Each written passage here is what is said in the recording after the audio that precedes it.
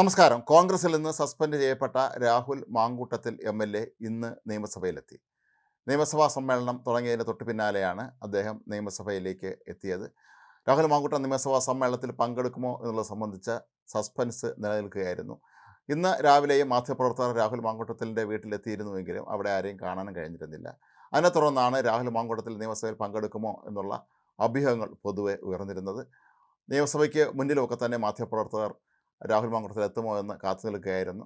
തുടർന്ന് രാവിലെ നിയമസഭാ സമ്മേളനം തുടങ്ങിയ സമയത്ത് രാഹുൽ മാങ്കൂട്ടത്തിൽ ഇവിടെ എത്തിയിട്ടില്ലായിരുന്നു. അതുകൊണ്ട് തന്നെ എല്ലാവരും പൊതുവെ രാഹുൽ മാങ്കൂട്ടത്തിൽ എത്തുകയില്ല എന്നാണ് കരുതിയിരുന്നത്. എങ്കിലും സഭാ സമ്മേളനം തുടങ്ങിയതിന് ശേഷം രാഹുൽ മാങ്കൂട്ടത്തിൽ നിയമസഭയിലേക്ക് എത്തുകയായിരുന്നു. നിയമസഭാ സമ്മേളനത്തിൻ്റെ ആദ്യ ദിനമായ ഇന്ന് 3 പ്രമുഖ നേതാക്കൾക്ക് ആദരാഞ്ജലി അർപ്പിച്ച് സഭ പിരിയുകയാണ് ചെയ്യാൻ പോകുന്നത്. മുൻ മുഖ്യമന്ത്രിയായ വി.എസ്. അച്യുതാനന്ദൻ, മുൻ സ്പീക്കർ പി തങ്കച്ചൻ, നിലവിലെ സഭയിൽ അംഗമായ CPI നേതാവ് കൂടിയായിരുന്ന വാഴൂർ സോമൻ എന്നിവർക്ക് ആദരാഞ്ജലി അർപ്പിച്ച് സഭ ഇന്ന് പിരിയും. അടുത്ത ദിവസം മുതലാണ് സഭയുടെ തുടർന്നുള്ള മറ്റ് ചർച്ചകളിലേക്കും ഒക്കെ കടക്കുന്നത്. വളരെ സുപ്രധാനമായ നിരവധി ബില്ലുകളും മറ്റ് ഈ സഭാ സമ്മേളനത്തിൽ ചർച്ചയ്ക്ക് വരുന്നുണ്ട്. ഈ ദിവസം കോൺഗ്രസ് നിയമസഭാ കക്ഷി നേതാവ് നൽകിയ നിർദ്ദേശമനുസരിച്ച് രാഹുലിനെ കോൺഗ്രസിൻ്റെ വിഭാഗത്തിൽ നിന്ന് നിയമസഭയിൽ അവരുടെ സീറ്റിംഗ് ക്രമീകരണത്തിൽ മാറ്റം വരുത്തിയിട്ടുണ്ട്. രാഹുലിനായി പ്രത്യേക ഇരിപ്പിടമാണ് ഇപ്പോൾ ഒരുക്കിയിട്ടുള്ളത്. കാരണം അദ്ദേഹം പാർട്ടിയിൽ സസ്പെൻഡ് ചെയ്യപ്പെട്ട വ്യക്തി എന്നുള്ള നിലയിൽ കോൺഗ്രസിൻ്റെ നിയമസഭാ കക്ഷിക്ക് ഒപ്പം ഇരിക്കാൻ കഴിയുകയില്ല എന്നുള്ളതാണ് മറ്റൊരു കാര്യം. ഏതായാലും രാഹുൽ മാങ്കൂട്ടത്തിൽ നിയമസഭയിൽ എത്തിയെന്നുള്ളത് വളരെ പ്രധാനപ്പെട്ട കാര്യമാണ്. വരുന്ന വഴിയിലൊന്നും തന്നെ പ്രതിഷേധമോ അത്തരത്തിലുള്ള പ്രശ്നങ്ങളൊന്നും തന്നെ ഉണ്ടായിട്ടില്ല. രാഹുൽ മാങ്കൂട്ടത്തിൽ ഈ സഭാ സമ്മേളനം കഴിയുന്നവരെ എല്ലാ ദിവസവും നിയമസഭാ നടപടികളിൽ പങ്കെടുക്കുമോ എന്നുള്ള കാര്യം ഇനിയും വ്യക്തമല്ല. രാഹുൽ മാങ്കൂട്ടത്തിലിൻ്റെ സ്റ്റാഫ് രാവിലെ തന്നെ നിയമസഭയിൽ എത്തിയിരുന്നു. അപ്പോൾ തന്നെ പലർക്കും സംശയം ഉയർന്നിരുന്നു രാഹുൽ മാങ്കൂട്ടത്തിലും തൊട്ട് പിന്നാലെ നിയമസഭയിൽ സഭാ സമ്മേളനത്തിൽ പങ്കെടുക്കാൻ എത്തുമോ എന്നുള്ളത്.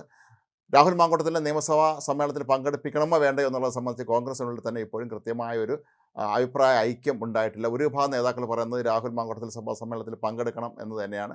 അതേസമയം മറ്റൊരു വിഭാഗം പറയുന്നത് വെറുതെ പ്രതിപക്ഷത്തിൻ്റെ കയ്യിൽ വടികൊണ്ട് കൊടുക്കേണ്ട കാര്യമില്ല. രാഹുൽ മാങ്കൂട്ടത്തിൽ നിയമസഭയിലുണ്ടെങ്കിൽ അദ്ദേഹത്തിൻ്റെ പേരിൽ ഉയർന്നിട്ടുള്ള ആരോപണങ്ങളുമായി ബന്ധപ്പെട്ട് വീണ്ടും ഒരുപക്ഷെ പ്രതിപക്ഷം ചോദ്യങ്ങളുമായി എത്തുകയും അത് സഭയെ പ്രക്ഷുബ്ധമാക്കുകയും ചെയ്താലും കോൺഗ്രസ്സുകാർക്ക് അപ്പോൾ കൃത്യമായി മറുപടി പറയാൻ പോലും കഴിയാത്തൊരവസ്ഥ വരും. കാരണം രാഹുൽ ഇപ്പോൾ ഈ സമയത്ത് അദ്ദേഹം പാർട്ടിയിൽ നിന്ന് സസ്പെൻഡ് ചെയ്യപ്പെട്ടു എന്നുള്ള ഒരൊറ്റ കാരണം കൊണ്ട് തന്നെ അദ്ദേഹം കോൺഗ്രസിൻ്റെ നിയമസഭാ കക്ഷി അംഗമല്ല എന്നുള്ളൊരു വിഷയം അവിടെ വരുന്നുണ്ട്.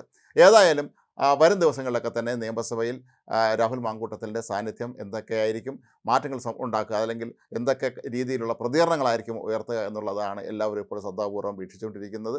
രാഹുൽ മാങ്കൂട്ടത്തിൽ നിയമസഭാ സമ്മേളനത്തിൽ പങ്കെടുത്തുകൊണ്ട് അദ്ദേഹത്തിന് ഇന്ന് ഒരുപക്ഷെ കക്ഷി നേതാക്കൾക്ക് മാത്രമായിരിക്കും ഈ അനുശോചന പ്രമേയങ്ങളിൽ സംസാരിക്കാൻ അവസരം ലഭിക്കുക. വരും ദിവസങ്ങളിൽ രാഹുൽ മാങ്കൂട്ടത്തിൽ നിയമസഭാ സമ്മേളനത്തിൽ സജീവമാകുമോ ഇല്ലയോ, ഇത് കോൺഗ്രസിൽ ഏതെല്ലാം തരത്തിലുള്ള പ്രതികരണങ്ങളായിരിക്കും ഉണ്ടാക്കുക എന്നുള്ളതാണ് ഏറെ ശ്രദ്ധേയമായ കാര്യം. ഇന്ന് KPC ആസ്ഥാനമായ ഇന്ദിരാഭവനിൽ കോൺഗ്രസിൻ്റെ പ്രമുഖ നേതാക്കളുടെ യോഗവും ചേരുന്നുണ്ട്. ആ യോഗം ഒരുപക്ഷെ രാഹുലുമായി ബന്ധപ്പെട്ട കാര്യങ്ങൾ ചർച്ച ചെയ്യാനാണ് സാധ്യത.